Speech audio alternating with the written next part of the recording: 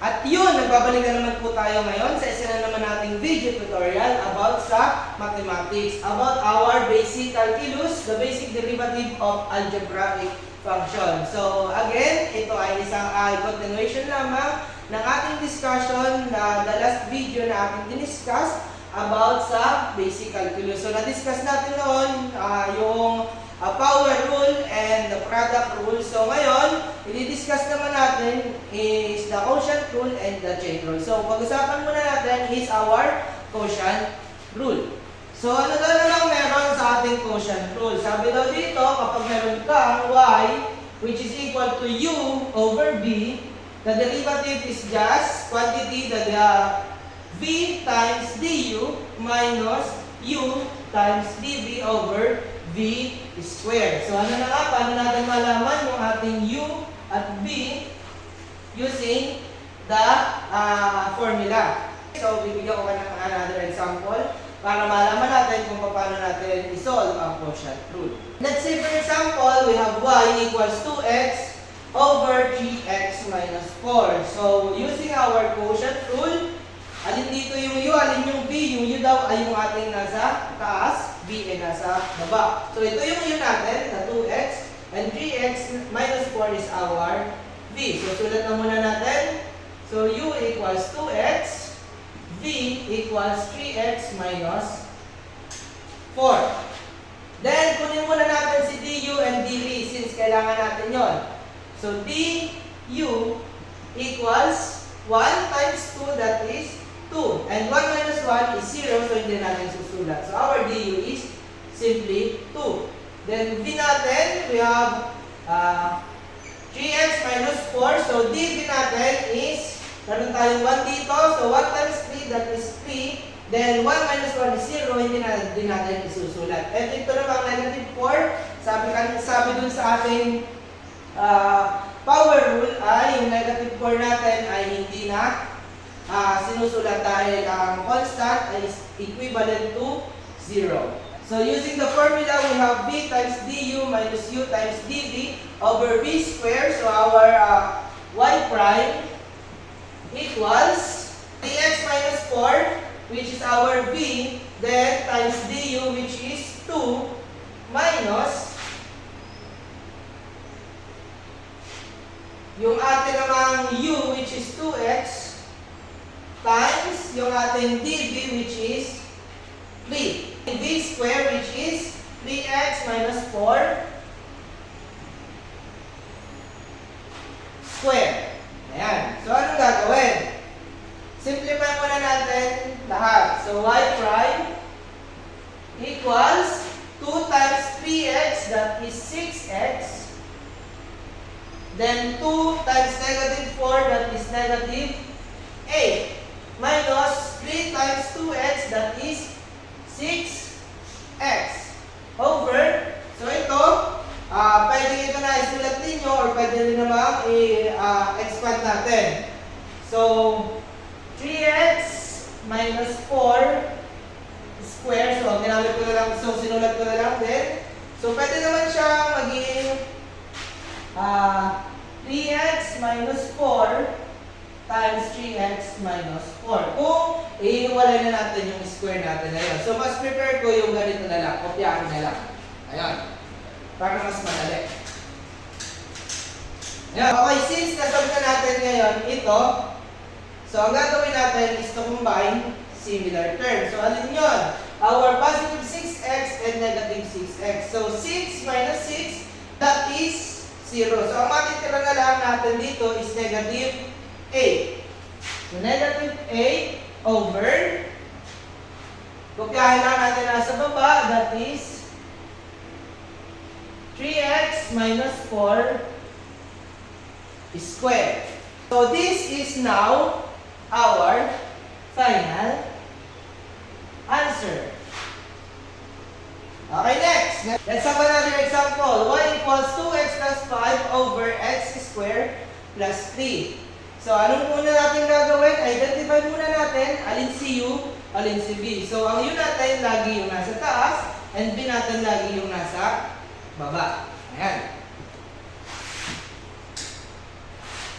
So dahil ito ang u natin, sulat na natin u equals 2x plus 5. Dito naman sa kapila, our b is x squared plus 3. Then pagkakuha natin ng u at v, kunin natin yung derivative nilang dalawa. So our du equals 1 times 2, that is 2. Then 1 minus 1 is 0. So hindi natin susulat. So du equals 2. Dito naman sa kabila, we have dv equals 2 times 1, that is 2. And x square, may bawasan natin ng isa yung ating exponent, magiging x na lang siya. Hindi, magiging 1. So, bali, x na lang siya. So, our dv is 2x. So, after getting our du, our dv, the u and the v, pwede na tayo mag-proceed dun sa ating formula. So, our formula is y prime equals, ang ating v daw is x squared plus 3 times our du, that is 2, minus our u, which is 2x plus 5 times our dv, which is 2x. Ayan. Then our v square naman is x squared plus 3 square. Ayan. So after natin may derive yung ating formula, we will now proceed to simplification. So paano yun? 2 times 2x squared, that is 2x squared, plus 2 times 3, that is 6, minus 2x times 2x, that is 4x squared, and 2x times 5 is 10x over our denominator x squared plus 3 squared. So again, kukupiyahin na lang natin yun. Then, combine similar terms natin. Ano magkakagaya? We have 2x squared and 4x squared. So y prime equals negative 4, negative 4 plus 2x squared is negative 2x squared. Sir, paano nagkaganon? Negative 4 ito. Positive 2 naman ito. So, pagmaminusin natin, negative 4 and positive 2, that is negative 2x squared. Then, plus our 10x plus 6.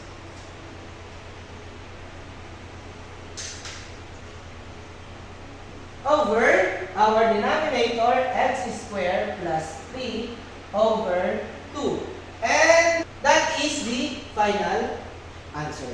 Next, we have our chain rule. So, ito na yung last topic natin sa rules of basic calculus, our chain rule. So, pag sinabi daw, meron ka daw y equals u raised to n, that is equivalent to y prime equals n times u raised to n minus 1 times our du. So, let's have some example. Let's say, for example, we have y equals 2x minus 5 raised to 5. So, paano kapag meron namang isang parenthesis lang, naka-raise siya sa isang number? Paano natin gagawin yun? So, using the chain rule, we have y prime equals n times u raised to n minus 1 times du. So, first, identify natin si u. So, since nag-iisa siya, ito na yung u natin. So, u equals 2x minus 5. Then, kunin natin si du dahil hinahanap si du. So, derivative na ito. So, 1 times 2, that is 2. And 1 minus 1 is 0, so hindi natin susulat. Ito na yon. So, anong gagawin? So, using the formula, tatans na natin yung exponent sa coefficient niya. So, dito, meron tayong exponent na 5. Then, may coefficient tayo dito, 1. So, 5 times 1, that is 5. Then, kopyahin natin si 2x minus 5. Then, sabi daw doon, magmaminus ka daw ng 1 sa exponent. So, kung 5 siya, magiging siyang 4 times our du, which is 2. Anong kasunod na gagawin? So, dahil nakaganto siya, isang term siya dito, then isang term din ito, ang gagawin mo, yung 2 natin, ita-times mo dun sa coefficient din. So, 2 times 5, that is 10. Then, kopyahin mo lang yung ating 2x minus 5, then raise to 4. And that's it. Yun na yun. Ganun lang, kadali yun. Chain rule. Okay, another example, sir. Hindi ko po maintindihan. So, ito na nga. So, y equals quantity 3x squared plus x minus 7 raised to 4. So, sabi sa chain rule, kailangan muna natin i-identify si u and du. So, alin si u? Ito na mismo yun. Ito yung u. So, we have u, which is 3x squared plus x minus 7. And we have the du, or derivative ni u.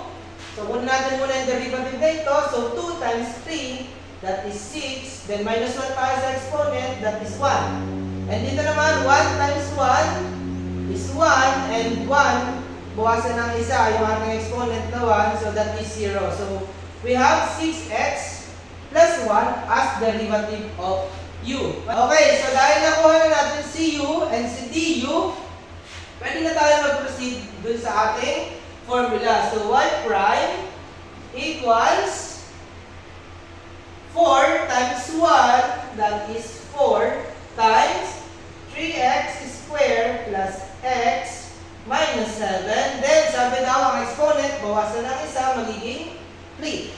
Times our du, which is 6x plus 1. Then, ano kasunod na gagawin?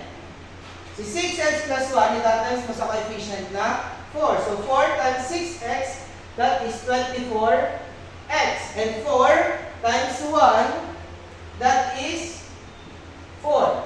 Then, kopyahin mo si 3x squared plus x minus 7 raised to 3.